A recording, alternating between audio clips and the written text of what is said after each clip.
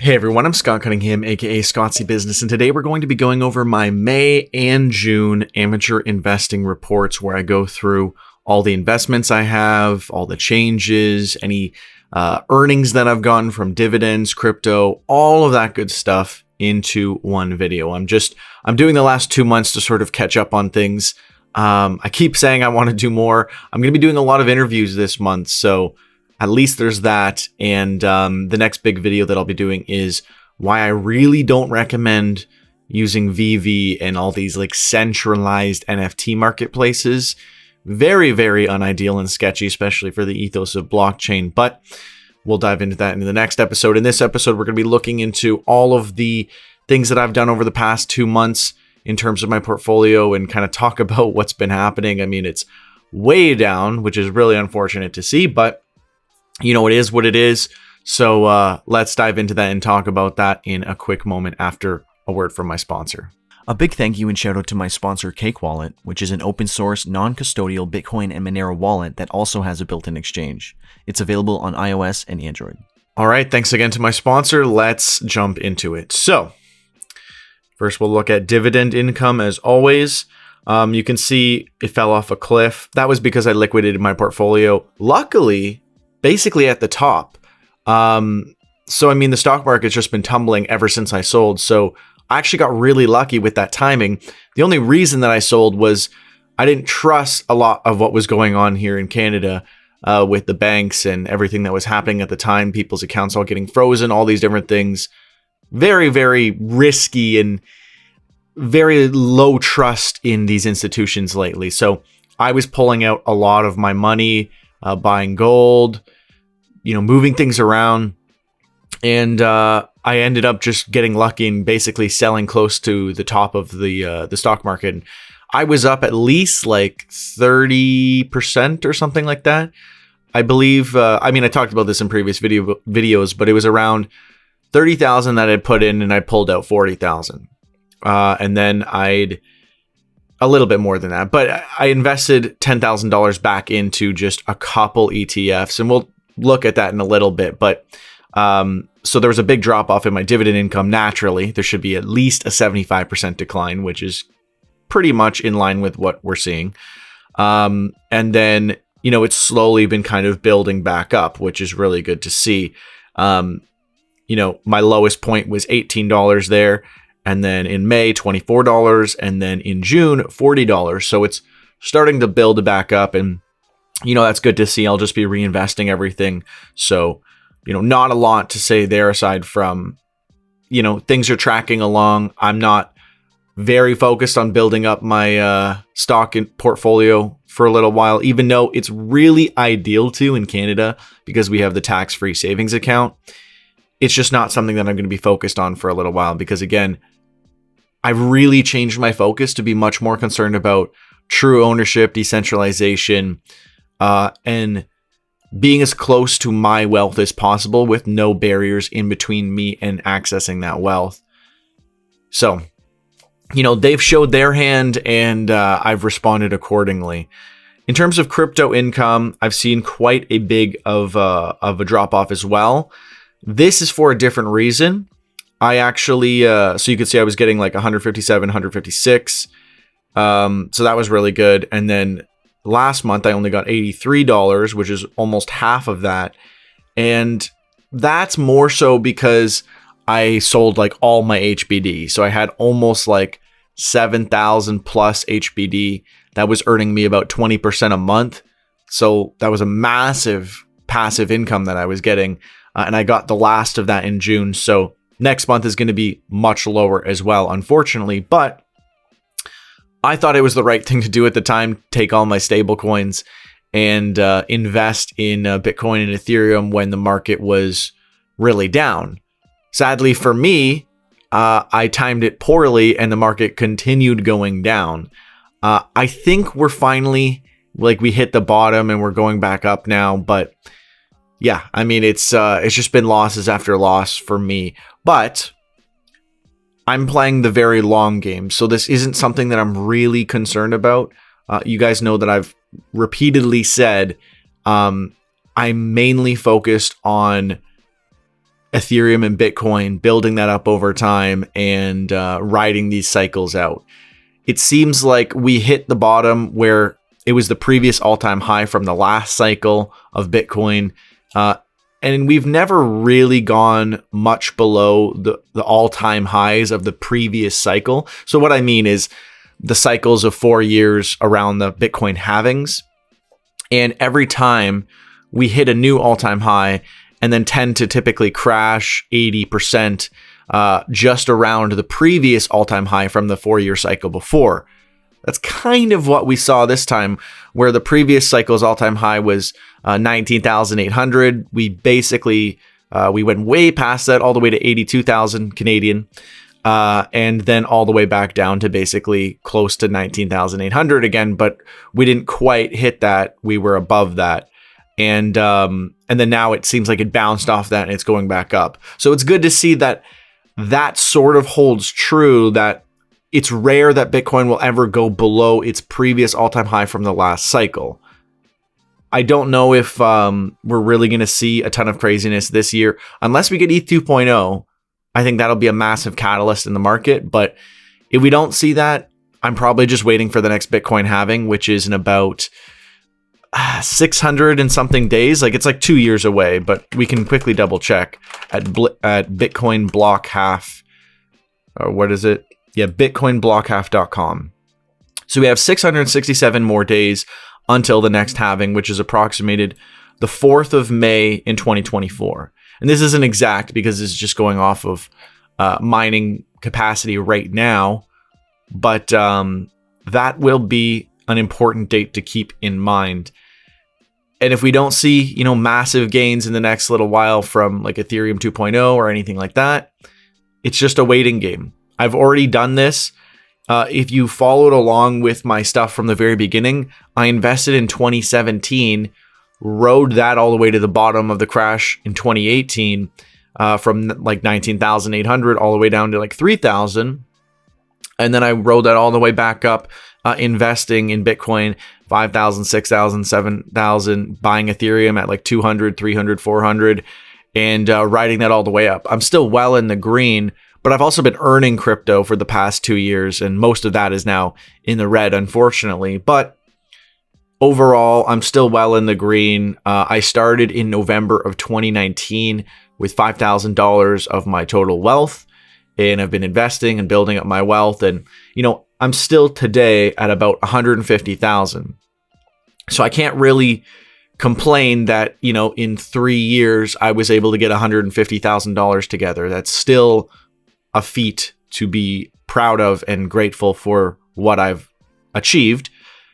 But, I'm looking forward to the future. What are we going to see next? I really think Bitcoin and Ethereum are still going to be the main leaders in the market. I don't think a lot of that is going to change. I just talked about recently why most ETH killers aren't really that good.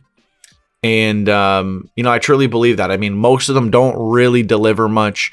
There are some good alternatives out there that are offering interesting, useful things.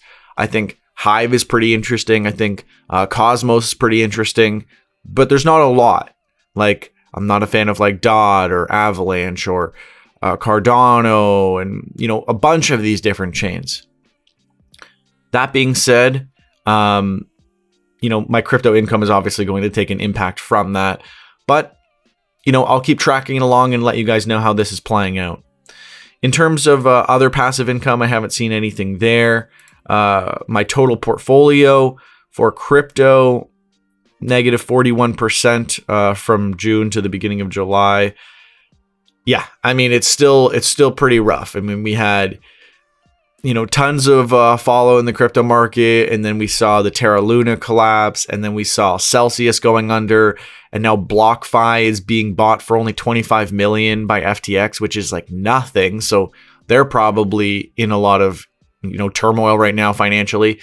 I fully expect crypto.com to be going through problems very soon based on how much they've been spending on marketing, and with all the other lending companies going under. Voyager, there's rumors of them being bankrupt, or at least the media is trying to put out that narrative. Whether or not that's true, it really tends to be that any crypto platform that is lending and created their own token is like very rocky right now. I'm sure there's certain ones that are better than others and whatever, but generally there's a lot of, concern and risks in that space right now, it seems to be.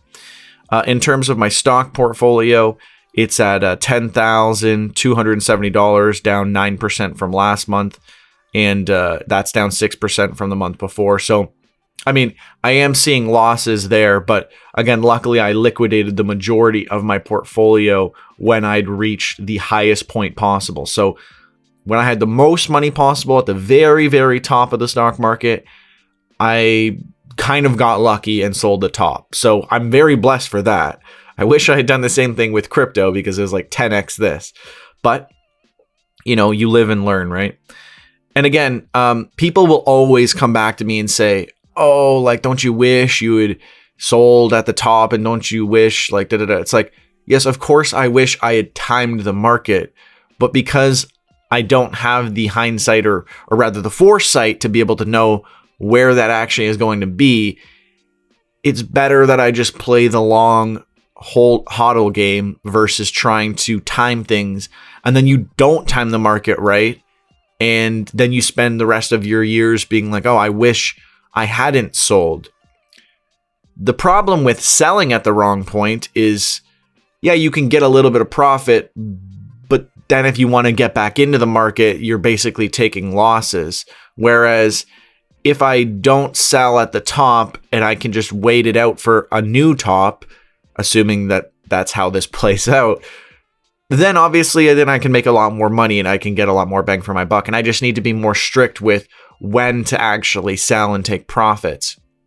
I'm sure a lot of people would look at this and say, this is more about a lesson about taking your profits and not hodling, but you can look at that both ways, right? And mind you, none of this is financial advice. This is just what I'm doing.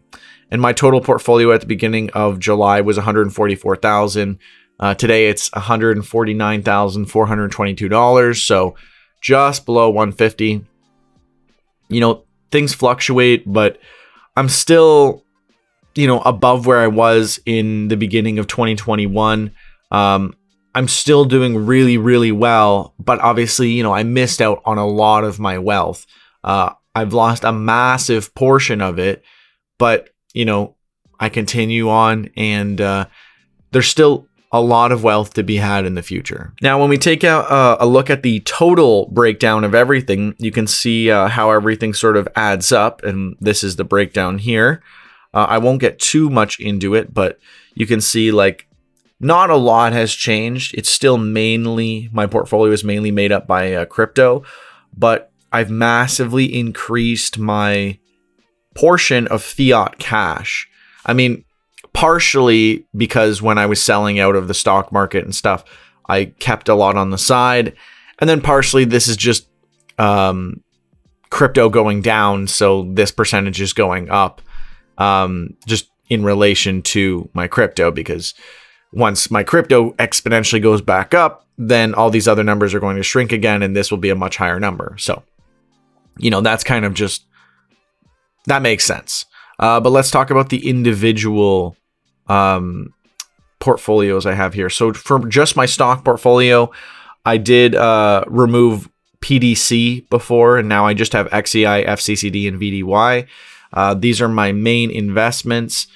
I'm down about 7.8% in the stock market, which is unfortunate, but that's not so bad considering how bad it's been. And again, I liquidated before a lot of this turmoil happened. My crypto, I bought a little bit of crypto when I sold my stable coins, mainly Bitcoin and Ethereum. So I just kind of upped that a little bit, but not a massive change there. In terms of staking crypto, I sold all my Tron, and then I started getting paid in Tron a little bit, and I've just sort of kept that. And I'm like, you know what? I like how stable Tron has been and how consistent it's been. However, now with USDD, that's a massive single point of failure and risk to the entire Tron ecosystem, in my opinion. And I don't like at all the leadership of Justin Sun, but it still seems like a great way to earn money, and you can really quickly get out almost instantly if you need to. While not as many swap exchanges trade Tron, unfortunately, it's still a really, really good option out there. And, even though I'm not a fan of it, because I've been criticized of this before, it's like, how dare you invest in something that you don't like, or you don't fully support? It's like, investing should be very amoral to a degree. Obviously, you're not investing in things that are like evil, but you don't have to like something to invest in it.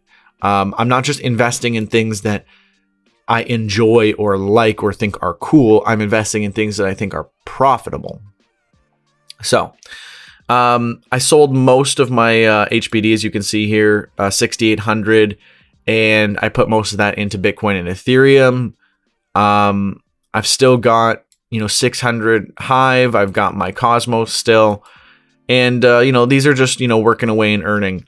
Most of my earnings are from Cosmos and like Atom, and that's pretty much going to be the case going forward. But in terms of HBD, this won't really be producing anything in the future. I mean, it'll be producing a tiny amount because I still have 83. And, I'll start building this back up. But I thought that was a really good time for me to sell. And with everything going on with algorithmic stablecoins, I don't really think that this is unwarranted. The more I look into algorithmic stablecoins, the more concerned I was about the whole thing. And I still think HBD is good. It's still fairly reliable, but it's also really small market cap. And I just don't have a ton of confidence in any algorithmic stablecoins. It has nothing to do specifically with HBD. But I still like HBD better than the majority of them, to be fair. And, so I'm still going to keep this, and I'm still going to be building this back up. It seems like the Hive community is a little upset with me for selling HBD and being critical of algorithmic stablecoins, but everything I said and the research I did, I think, is pretty well founded. In terms of privacy crypto, not a lot has changed there. I've just got some of my Monero.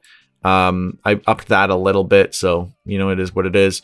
Thorchain, Rune is still down quite a bit from the all-time high. I really messed up in not taking profits here because I wrote it all the way from $3.50 to $12 and something cents. And then I sold, and then I sold the rest at 15. And then I bought again at 10, and I bought again at 8, and I bought again at 6, and I bought again at like 3, with all of those profits. So I kind of like bought on the way down, which is a really bad idea because you're supposed to buy low, sell high, which I sort of in a way did, but you don't want to try to catch a falling sword. You want to get it at the bottom. I was dollar cost averaging on the way down, which could have been looked at as a bad thing, but if it goes back to 15, then I'll be laughing. And I really have a lot of faith in Rune because of the technology and what they actually offer, the solutions they offer. I'm going to be doing an interview today, actually, with someone from their team, and then I'll be posting that in the near future. So, stay tuned for that. That'll be really good to see as well. In terms of crypto cash, not a lot has changed here. I just, I spent a little bit of my Dash in terms of just, buying random things and trying to use crypto a little bit more lately and get back into the habit of spending crypto and actually using it versus just, holding it and not doing a lot with it. Mind you, it's not the greatest time to be doing that because it's at a low. So I'm kind of like losing money in this process. But I want to get used to, spending earnings directly. And I should be more focused on accumulating crypto right now. But given my financial situation right now, I'm kind of leading more towards spending my crypto again. And I'm not too worried about that. My main crypto that I want to hold, I'm holding. And the crypto that, I'm okay to spend, I'll spend. Because I've heard a lot of people say, oh, like if you endorse Dash, then, you're why so many people have lost so much money on Dash. I've never said like you should invest in Dash. I've always said that Dash is the best currency for spending cryptocurrency to actually spend and do transactions. I never said it was the best at holding its value. It was going to go up in value. It's a good investment. I've said it's great for spending your money. So if you want to convert into Dash and then spend it, that works too. But, don't put me in a box and think something that I've never said. I don't think that you should be investing in transactional cryptocurrencies. More so you use them to do things. And my main investments are Bitcoin and Ethereum, and then Rune is my speculative investment. Outside of that, everything else is got, its own specific use case. And that's always important to keep in mind, is what is the use case of, what you're actually doing. So that's everything for me. Let me know, what are you guys seeing in the crypto markets? What are you working on? Where are you earning? What are you guys up to? And like, how is your portfolio looking? Where do you think we're going in the future? Is Bitcoin going back up? Is Ethereum 2.0 on the way? Is that going to be a catalyst to the market to send us, going way, way, way back up? Let me know all of your thoughts below. I'm always curious to hear from you guys. Thank you so much for sticking through all the way to the end. And if you did, make sure to comment hashtag #1ham in the comments below. And that way I know you watched the whole video. Anyways, thank you so much for watching. I'm Scott Cunningham, aka Scottsy Business, signing off. Cheers.